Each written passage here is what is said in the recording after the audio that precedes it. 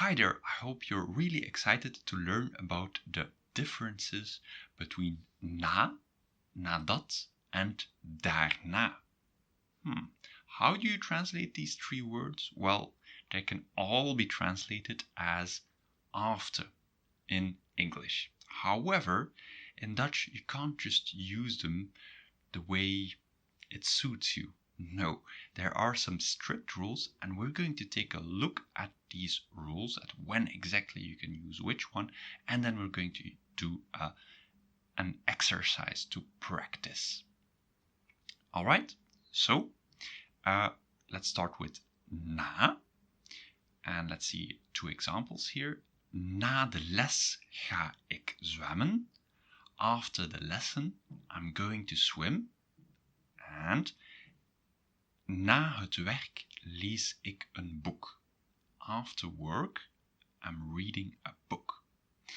And what is special here is that just after the na, there is a noun. Na de les, after the lesson, or na het werk, after work, after the work. And this is to tell you when exactly the action is taking place. For example, after the lesson, I'm going to swim. Swimming is the action. I swim. I'm going to swim. And when exactly is it going to happen? Well, after the lesson. And this is one part of the sentence. So, na plus noun to say when exactly. Let's go to daarna. Ik volg les, daarna ga ik zwemmen. I'm having a class, or I'm following a lesson, and afterwards I'm going to swim. Okay, another example. Ik werk, daarna lees ik een boek. I'm working, and after that, I will be reading a book. Alright, so what is the difference here with na and daarna? Daarna is used to tell an order of events. Like first you do this and then you do that. It could also be translated here as then. So first, then, or after that. Or following that event. For example, I'm having a class, and following that class, I'm going to swim. So there you have two separate sentences, and they're main sentences, and you want to connect them. So I'm following a lesson, that's one sentence, and I'm going to swim, that's another sentence. And you want to connect them, and you want to say, well, first this happens, and afterwards this happens. You cannot use a noun after daarna. And that's the difference with na.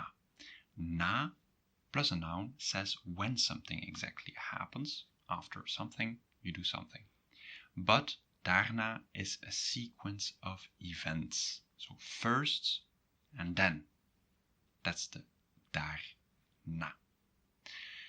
And the last one is nadat. Let's see some examples here. Ik ga zwemmen nadat ik les volg. I'm going to swim after following a class. Next one. Ik lees een boek nadat ik werk. I read a book after working. Can you use na here or na daarna? Well, no, but then you'll have to change things. What's the difference between daarna and na and this one? Well, nadat is used with a subclause. Okay, and it's, well, very similar to daarna, but we cannot use them when we please. Ik ga zwemmen nadat ik les volg. Nadat ik les volg is a subclause. So it's, well, less important than the main sentence. Ik ga zwemmen. All right, so remember, na is with a noun.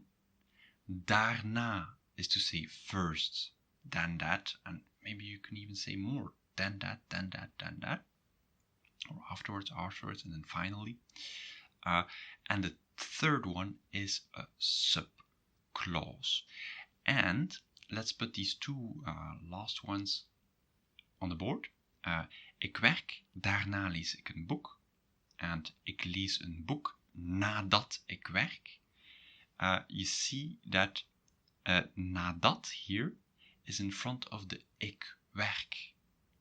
After I'm working, I will be reading a book. But in the second one, I work, and afterwards, I will be reading a book. So in both cases, the first thing that happens is working, and the second thing that happens is reading a book.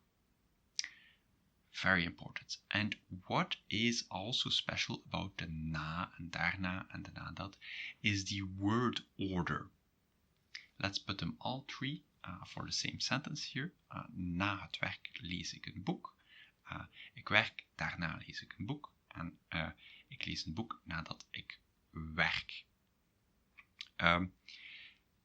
In the first sentence, we're going to use inversion after the nadat. And if inversion is something really new for you, feel free to click on the card that's appearing up there to know more about inversion. And it's basically you invert the verb with the subject after something else. For example, na het werk lees ik een boek. Lees ik, the ik is not in front, it's just after the lees. So there is inversion there. You don't need to have this inversion. You can also say, ik lees een boek na het werk. I read a book after the work, or after working. Same so for daarna, inversion. Daarna lees ik een boek. So you have inversion. But with nadat, we're going to use the catapult.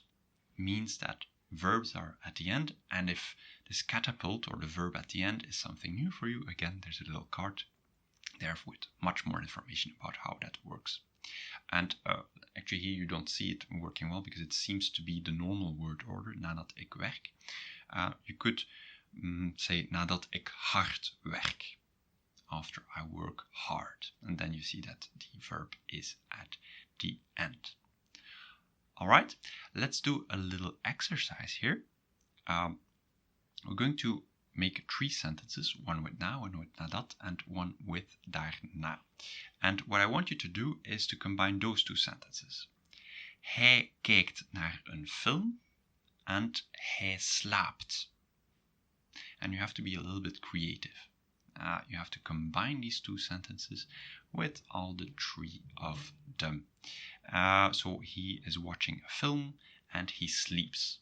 All right, so I'm going to read the solutions to you in 3 seconds, so you can put the video on pause if you want to do the exercise. So that's 3, 2, 1, and there are the solutions.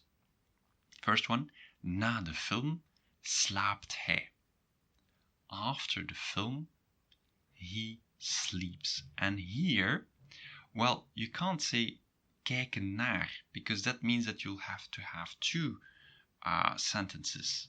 And na is just with a noun.